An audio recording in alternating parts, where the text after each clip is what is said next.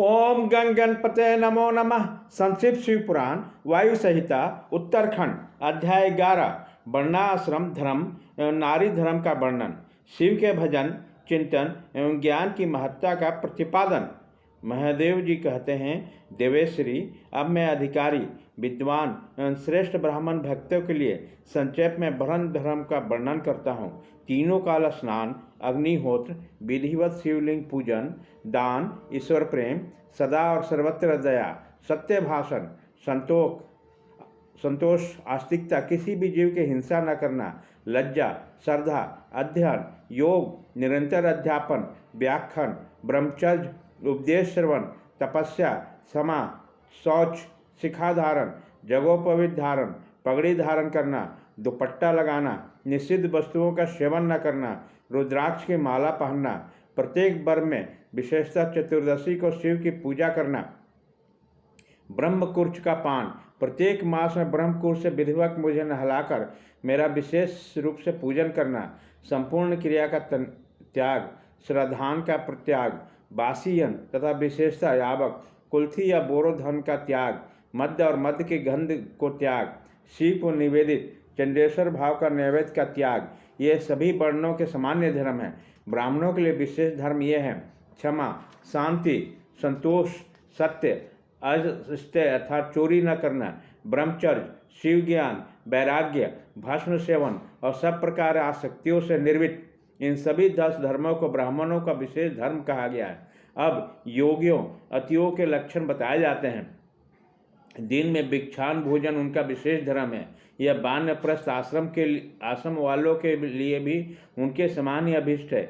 इन सबको और ब्रह्मचारियों को भी रात में भोजन नहीं करना चाहिए।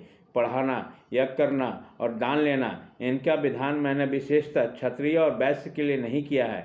मेरे आश्रम में रहने वाले राजाओं या क्षत्रियों के लिए थोड़े में धर्म का संग्रह इस प्रकार है: सब वर्णों की रक्षा, युद्ध में शत्रुओं का वध, दुष्ट पक्षियों, मृगों तथा दुराचारी मनुष्य का दमन करना, सब लोगों पर विश्वास न करना, केवल शिव जोगियों पर ही विश्वास रखना, ऋतु काल में ही स्त्री ससर्ग करना, सेना का संरक्षण, गुप्तर भेजकर लोक में घटित होने वाले समाचारों का जानना, सदा अस्त्र धारण करना तथा भस्म कंचुक धारण करना, गोरक्षा, वाणिज्य और कृषि, ये वैश्य के धर्म बताए गए हैं। शूद्रेतर वर्णों ब्राह्मण, क्षत्रिय और वैश्यों को सेवा शूद्र का धर्म कहा गया है। बाग लगाना, मेरे तीर्थों की यात्रा करना तथा अपनी धर्मपत्नी के साथ ही समागम करना ही गृहस्थ के लिए विहित धर्म है। वनवासियों, यतियों और ब्रह्मचारियों के लिए ब्रह्मचर्य का पालन मुख्य धर्म है। स्त्रियों के लिए पति की सेवा ही सनातन धर्म है, दूसरा नहीं। कल्याणी, यदि पति की आज्ञा हो तो नारी मेरे पूजन भी कर सकती है। जो स्त्री पति की सेवा छोड़कर व्रत में तत्पर होती है वह नरक में जाती है। यह विषय में विचार करने की आवश्यकता नहीं है। अब मैं विधवा स्त्रियों के सनातन धर्म का वर्णन करूंगा। व्रत, दान, तप, शौच, भूमि सेवन, केवल रात में ही भोजन, सदा ब्रह्मचर्य का पालन, भस्म अथवा जल से स्नान, शांति, मौन, क्षमा, विधिपूर्वक सब जीवों का अन्न का वितरण, अष्टमी, चतुर्दशी, पूर्णिमा तथा विशेषतः एकादशी को विधिवत उपवास और मेरा पूजन, ये विधवा स्त्रियों का धर्म है। देवी, इस प्रकार मैंने संक्षेप में अपने आश्रम का सेवन करने वाले ब्राह्मणों, क्षत्रियों, वैश्यों, सन्यासियों, ब्रह्मचारियों तथा वानप्रस्थ और गृहस्थी के धर्म का वर्णन किया है। साथ ही शूद्रों और नारियों के लिए भी इस सनातन धर्म का उपदेश दिया। देवश्री, तुम्हें सदा मेरा ध्यान और मेरे षट्क्षर मंत्र का जप करना चाहिए। यह संपूर्ण वेदोक्त धर्म है और यही धर्म तथा अर्थ का संग्रह है। लोक में जो मनुष्य अपनी इच्छा से मेरी विग्रह के सेवा का व्रत धारण किए हुए पुनर्जन्म की सेवा के संस्कार से युक्त होने के कारण भावातिरिक्त से संपन्न है, वे स्त्री आदि विषयों में अनुरक्त हो या विरक्त, पापों में उसी प्रकार लिप्त नहीं होते जैसे जल से कमल का पत्ता। मेरे प्रसाद से विशुद्ध हुए उन विवेकी पुरुषों को मेरे स्वरूप का ज्ञान हो जाता है। फिर उनके लिए कर्तव्य का विधि निषेध नहीं रह जाता। समाधि तथा शरणागत भी आवश्यकता नहीं रहती। जैसे मेरे लिए कोई विधि निषेध नहीं है वैसे उनके लिए भी नहीं है। परिपूर्ण होने के कारण मेरे लिए कुछ साध्य नहीं है। उसी प्रकार उन कृत्य ज्ञान योगियों के लिए भी कोई कर्तव्य नहीं रह जाता।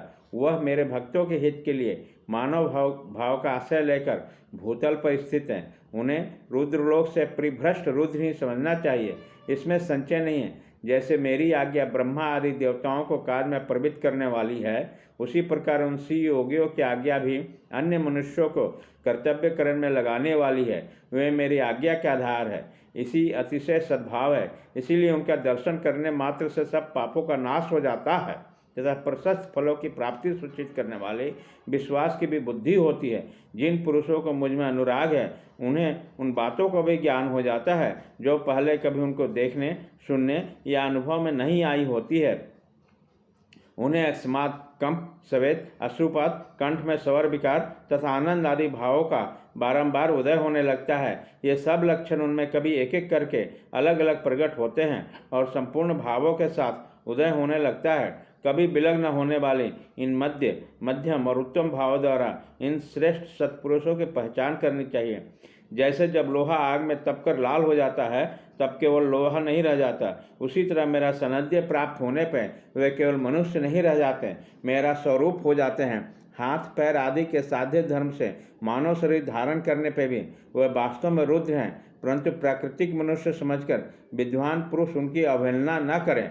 जो मूढ़ चित्त मानव उनके प्रति अवहेलना करते हैं, वो अपनी आयु, लक्ष्मी, कुल और शील को त्याग कर नरक में गिरते हैं। अथवा बहुत कहने से क्या लाभ। जिस किसी भी उपाय से मुझ में चित्त लगाने कल्याण की प्राप्ति का एकमात्र साधन है। उपमन्यु कहते हैं, इस प्रकार परमात्मा श्री कंठनाथ शिव ने तीनों लोकों के हित के लिए ज्ञान के सारभूत अर्थ का संग्रह प्रकट किया है। संपूर्ण वेद शास्त्र, इतिहास, पुराण और विद्याएं इस विज्ञान संग्रह का ही विस्तृत व्याख्याएं हैं। ज्ञान, ज्ञेय, अनुष्ठेय, अधिकार, साधन और साध्य, इन 6 अर्थों का ही संक्षिप्त संग्रह बताया गया है। श्री कृष्ण जो शिव और शिवा संबंधी ज्ञानामृत से तृप्त है और उनकी भक्ति से संपन्न है, उसके लिए बाहर भीतर कुछ भी कर्तव्य शेष नहीं है। इसलिए क्रमशः बाह्य और अभ्यंतर क्रम को त्याग कर ज्ञान से ज्ञेय का साक्षात्कार करके फिर उस साधनभूत ज्ञान को भी त्याग दे।